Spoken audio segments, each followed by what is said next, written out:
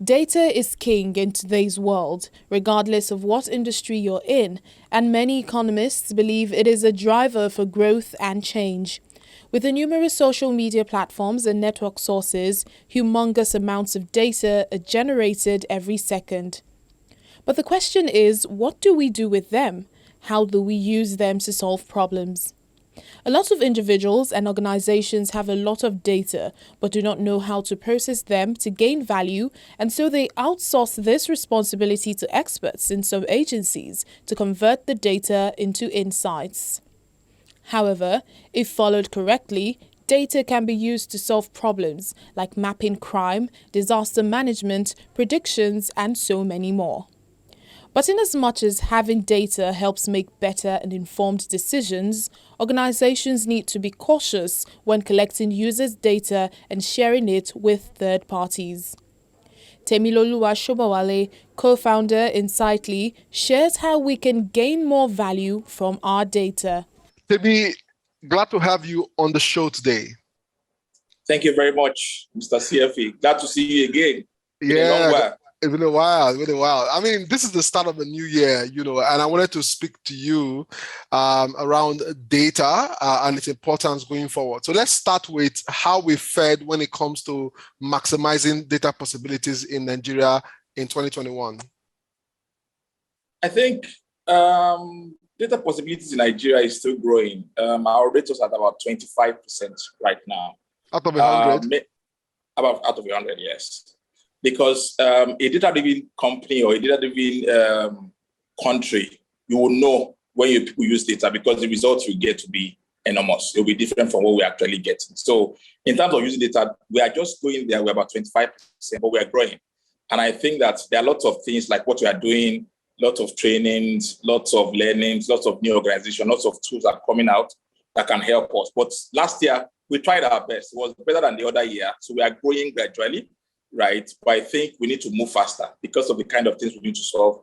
We need more of data, we need more of analytics, we need more of AI to solve our problems. So we have to move faster than we are. But I think gradually we are moving, but not as fast as we should.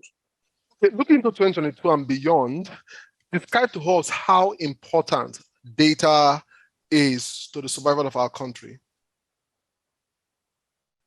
In terms of data and analytics and AI, it is very important for us to know that experience, which is what we rely on 80% of the time in Nigeria, is failing, and it's not enough, right?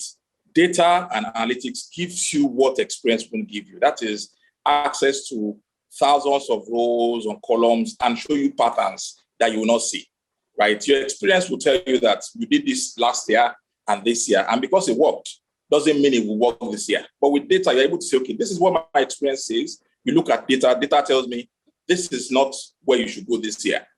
Do you understand? So in between your experience and data, you're now able to say, okay, how do I navigate this problem? So for example, let's say there's a currency issue that has been happening in the country.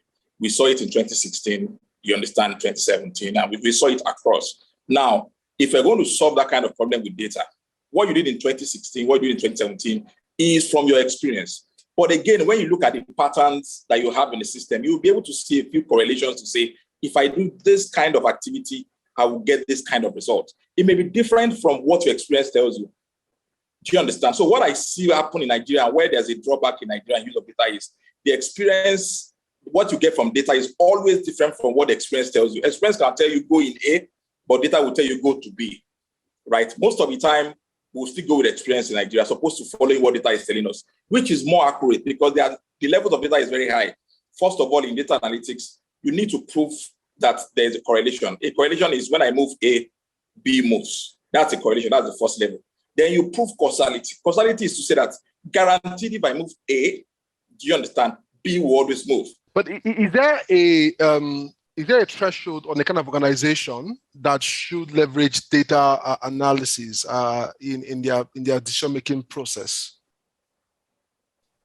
The good thing about data analytics is that there's no restriction, there's no threshold. Every business from small business to micro to enterprise to governments can use data analytics for decision making. As simple as using Excel analytics, because we do lots of training on Excel analytics, and our basis is on Excel analytics, which is the basis for businesses. Everybody can use Excel, right? With that, you input the information you have as your business, rows and columns. You look for correlations, right? It's not that you have to have 5,000 rows or 10,000, all of that. No, you can start with 100, you can start with 200 that you have. With that, you're able to plan better. You're able to see patterns that your eyes cannot see, number one, that your experience has not seen. Do you understand? With that, you're able to now say, okay, based on the information I have, I can now move further. When you do more, it goes to 500. You move to 1,000 rows. Do you understand? Before you now have big data and all of that.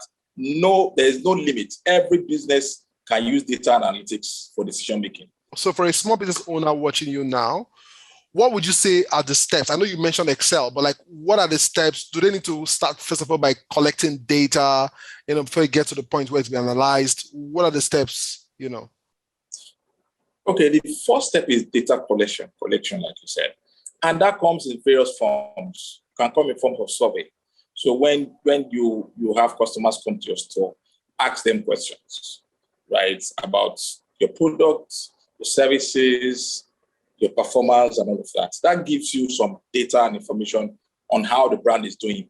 In fact, ask them about your failures, because when you do your analysis, you're able to see these are the things that I did. I did 1, 2, 3, and I failed. I did 1, 2, 3, and I failed. That means going forward, you skip 1, 2, 3 rows, or you skip the process of 1, 2, 3. You start from 4, 5, 6, because doing that, doing 1, 2, 3 give you failure. So what you need to do is make sure that you get data from customers, from survey. Then even from things that you sell. For example, if you're a small business, what are you selling? There's sales records, there's CRM, there are lots of information that you get from there. So you're able to use that information to plan better and to make decisions. You don't have to start from the top. All right, let's come to the government. What would you recommend the Nigerian government to do when it comes to analyzing and maximizing the huge amount of data scattered all over the Federation? In all fairness, our government have tried their best. And like I said, experience alone is not enough, right? We have huge data, but we have to make a decision first of all that the first decision to make is the result that we get from the data, are we going to be able to utilize it? Are we going to be able to execute it? Because most of the time, when you ask data for something, it will tell you what is different from experience. So as for government, I think what we need to do now is look at our scenarios from 2015, 16, and like that. Look at data around what we want to plan, right? And now do correlations. The first thing is, are there things that are correlated with what I'm doing, right? If I want this metric to go down, for example, if I want the price of Naira to be stronger, are there things I've done in the past, right, that should a correlation with stronger Naira at that point? Do you understand? Proving correlation. Then you put it to an experiment to say, okay, I have done this thing. It showed me that there's a correlation. How am I sure that if I do it again, that is the experiment? So you don't just do something and do full scale, you roll it national. No, you do an experiment, maybe in a state or in a local government in a particular state, to test what you want to do. So if you want to launch something new as a government, you test in particular local government. If there's a lift rate, if there's a correlation between growth in that area, then you roll out globally or you roll out in the nation. Or if what you tested and you think your assumptions were right didn't work in that state, then you kill it. When the experiment works like you want it, then you scale. But if it doesn't work, you kill it at that point. And because it's small, at a smaller scale, maybe at local government level, people have not heard about it, it's not known. It won't seem as a failure to you, right? You just kill it and you move on and you do something else. You get what you're looking for that you want to scale. That, I think, is the way we should approach decision making as a government currently. We have the data, we have the people. In fact, we have the data, we have the people. But I think the problem is if the information from data gets to the table of the right people, and do they have the guts to make decisions based on data or and not fall back on the experience that they have? All right. You didn't disappoint me with your list. On that note, I'll say thank you very much for being on the show, Timmy. And I wish you all the best. Thank you very much, CFA. And thank you for all you do for the ecosystem. We appreciate you. Thanks a lot, boss.